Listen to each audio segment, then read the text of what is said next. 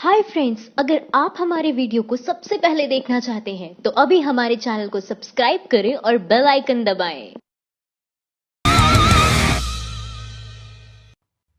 जब मैंने ब्रा पहननी शुरू करी मेरे भाई को पता भी नहीं चला। एक बड़े ही करीबी दोस्त ने एक दिन कहा, एक बात पूछूं, तुम्हारे भाई से तुम्हारी बनती नहीं है क्या?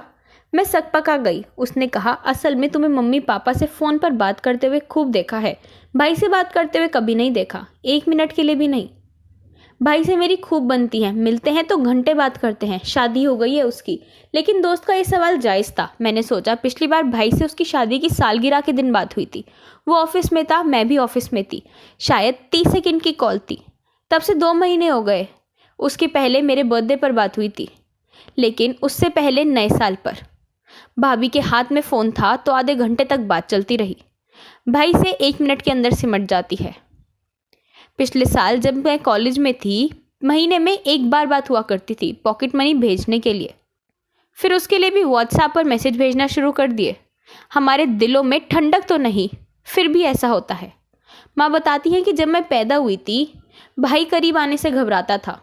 वो हमारी जनरेशन का पहला बच्चा था। कई दिन लगे उसे समझाने में कि माँ के सीने से चिपके इस मांस के टुकड़े को बहन कहते हैं। भाई लगभग 4 साल बड़ा था। कई दिन लगे उसे मेरे पास आने में। कोई ठोस याद नहीं है मन में कि ऐसे हमने मिलकर कोई खुराफात की थी, ऐसे साथ में पिट गए थे, ऐसा कोई राज शेयर किया था। ऐसा कुछ भी नहीं था। हम साथ स्कूल नहीं गए। उसे कोएड स्कूल में पढ़ाया गया, मुझे गर्ल्स स्कूल में। शुक्रिया उस वक्त बाबा जी के होने का कि हम दोनों पढ़ाई में भी औसत और अच्छे के बीच में थे। दोनों की ज़रूरतें अलग रही, इसलिए कभी सिबलिंग राइवलरी के बारे में ऐसी कोई चीज़ नहीं हुई। उसने कभी पॉकेट मनी बचाकर मुझे कीरिंग का तोहफा नहीं दिया। मैंने भी कभी उसे सीक्रेट गर्लफ्रेंड होने जैसा कोई राज नहीं बताया। हम यूं ही बड़े हो गए। पापा मुझे लाड करते, भाई दादी को। बाबा दोनों को पढ़ाते, मम्मी सब बैलेंस करके चलती। लिंग भेद कभी महसूस किया तो इतना नहीं।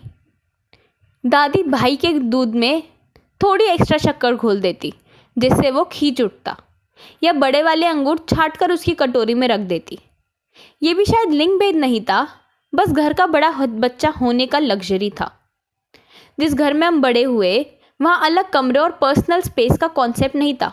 अब लगता है कि मम्मी और पापा को भी अलग कमरा सिर्फ इसलिए दिया गया होगा कि मैं और भाई पैदा हो सके। मेन गेट को छोड़कर कभी घर का कोई भी दरवाज़ा बंद नहीं किया जा सकता, कम से कम तब तक जब तक हम जागते थे। लेकिन यह कमाल की बात है कि प्राइवेट स्पेस ना होते हुए भी मुझे और भाई को एक दूसरे की प्राइवेट लाइफ में एंट्री नहीं मिली, क्योंकि वो लड़का था और मैं लड़की। मैंने बचपन से अपने अंडरवियर खुद धोए थे। दादी ने भाई के अंडरवियर धोने बंद कर दिए, मुझे मालूम नहीं पड़ा। जैसे मैंने सैनिटरी नैपकिन इस्तेमाल करने शुरू कर दिए, उसे मालूम नहीं पड़ा। मम्मी की अलमारी के एक कोने में सैनिटरी नैपकिन रख जाते थे जहाँ किसी पुरुष का हाथ ना जा सके। जाहिर है भाई ने कभी नहीं देखा होगा। फिर मैंने ब्रा पहननी शुरू कर दी। शायद भाई को वो भी नहीं पता, या होगा भी तो उसने अनदेखा कर दिया होगा। मम्मी हमेशा अपनी ब्रा पेटीकोट जैसी चीज़ें दूसरे कपड़ों के नीचे सुखाती थी। मैंने बिना कहे वही आदत अपना ली। टी शर्ट और तौलिए किसी भी कपड़े के नीचे सुखाती, क्योंकि भाई बड़ा हो रहा था। जिस लड़की को वो बहन कहता आ रहा था, उसके अंदर भी ऐसे जीव है जिसके स्तन हो सकते हैं, जिसको पीरियड हो सकते हैं, जो सेक्स कर सकता है, जो बच्चा पैदा कर सकता है। शायद ये बात अभी उसके लिए सही नहीं थी, ऐसा घर वालों का मानना था। एक बार पीरियड शुरू हुआ और घर में पैड ख़त्म थे। मम्मी ने भाई को अखबार के छोटे से पुर्जे पर लिख कर दिया, विस्पर, और समझाया कि ये दुकान वाले को दे देना, दुकान वाला खुद देख के दे देगा। ये भाई की मेरी पर्सनल लाइफ में पहली और आखिरी एंट्री थी, जब पहली बार पीरियड की वजह से पेट में भयानक दर्द हुआ। भाई की पहली टिप्पणी थी, कल उसको चाउमीन नहीं खानी चाहिए था, देखो नुकसान कर दिया। फिर अक्सर पेट दर्द होता, भाई कुछ नहीं कहता। उसे शायद अंदाज़ा हो गया था कि मम्मी और बहन के बीच की पर्सनल बात है, इस दुनिया में उसकी एंट्री नहीं है। फिर जब मैं बाबा या पापा से चिपक कर बैठती, दादी की तरफ से कमेंट आ जाता, अब बड़ी हो गई है, चिपका ना कर। ये सब सुनकर भाई को शायद पता चल गया कि बहन बड़ी हो गई है। जो इक्के दुक्के झगड़े हो जाया करते थे हमारे बीच, वो अनकही चुप्पी में बदल गए कि हम अलग हैं, हमारे शरीर अलग हैं। ना वो अब डांटता, ना नाक छीटता। उसे शायद मालूम नहीं था कि जिस बहन को पीरियड्स होने लगते हैं उसके साथ कैसे बर्ताव किया जाता है। फिर भाई शहर छोड़कर चला गया। बाबा को उम्र ने लीर कर दिया। घर में औरतें ज़्यादा हो गई। अब दर्द के समय मुंह ढाँप कर रोने की बजाय खुलकर कहराया जा सकता था। लेकिन मेरे और भाई के बीच चुप्पी रह गई। कॉलेज में आई तो मेल फ्रेंड्स ने बताया, इरेक्शन के फेज में शरीर में ऐसे बदलाव आते हैं। नाइटफॉल के समय ऐसा लगता है। भाई से दूर होकर मैंने भाई को समझना शुरू किया और ये माना कि मुझे उससे दूर होके भी भाई मुझे समझ रहा होगा, फीमेल दोस्तों की ज़ुबान से या भाभी की ज़ुबान से।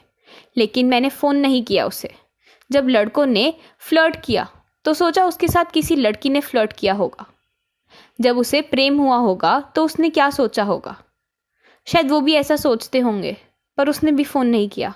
इसलिए हम कम बात करते हैं, क्योंकि हमने हाल ही में एक दूसरे को समझना शुरू किया है। माइंड द न्यूज रूम की रिपोर्ट। Thank you for watching our video. अगर आपको हमारी वीडियो पसंद आई हो तो इसे लाइक जरूर करें और हमारे चैनल को सब्सक्राइब करना ना भूलें।